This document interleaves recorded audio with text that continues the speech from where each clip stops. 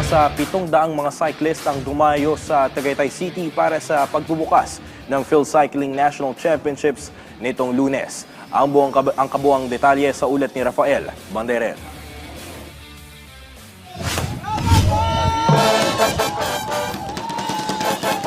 Nagtagisan ang pinakamahuhusay na siklista sa Pilipinas sa unang araw ng PhilCycling National Championships for Road nitong Lunes sa Tagaytay City. Nagsimula ang event sa criterium races para sa mga kategorya ng Men and Women Elite, Under 23, Junior at Youth. Mula sa starting point sa Praying Hands Monument sa Sky Ranch, binaybay ng mga siklista ang 2.1 kilometer circuit sa Isaac Tolentino Avenue at Acle Street, Mahogany at Crisanto Tolentino Streets, pabalik sa Praying Hands kung nasaan din nakapwesto ang finish line. Hindi lang mga medalya ang nakasalalay sa National Championships ngayong taon dahil ito rin ang magsisilbing pagkakataon ng national team para suriin kung sino-sino nga ba dapat ang bumuo ng pambansang koponan.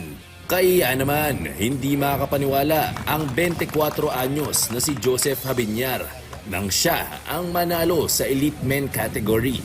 Tinapos ng tubong Pagsanhan Laguna ang karera sa loob ng 35 minutes and 42 seconds.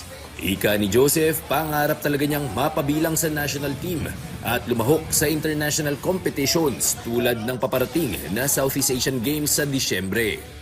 Tumatakbo po sa isip ko noon na magiging national team po, ganun.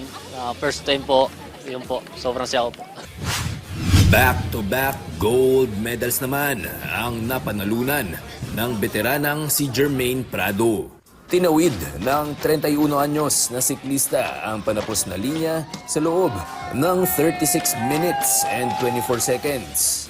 Tulad ni Joseph, nakatuon din ang kanyang atensyon sa 33rd SEA Games na idaraos sa Thailand. Para sa akin kasi first or second, still pa rin yun panalo pa rin yun. So ang ano ko kasi lagi, mas maganda na yung dalawa lang kami o tatlo sa breakaway kaysa marami kami kasi wala akong remate. Wala akong pang bunch sprint. So mas maganda na yung ginawa ko na pinalayo yung grupo hanggang sa makarating ng finish. Hindi naman ikinagulat ni PhilCycling Director Jun Lumibaw ang higanting turnout ng National Championships ngayong taon. Ayon kay Lumibaw, patunay lang ito na patuloy ang pag-asenso ng competitive cycling community sa Pilipinas. It's not really surprising more than 700 yung nag-register. That's how big the cycling community now is in the Philippines. When I say cycling community, yung mga competitive cyclists from 12-year-old, 13-year-old, hanggang 39, 40 years old.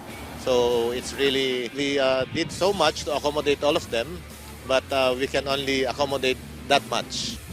Simula ngayong Martes hanggang sa katapusan ng linggo, magpapatuloy ang mga karera dito sa Tagaytay City para sa iba't ibang mga kategorya ng road bike. Magtatapos naman ang naturang event sa Biyernes, huling araw ng Pebrero. Mula sa Tagaytay City, Rafael Banderel para sa Atletang Pilipino, para sa Bagong Pilipinas.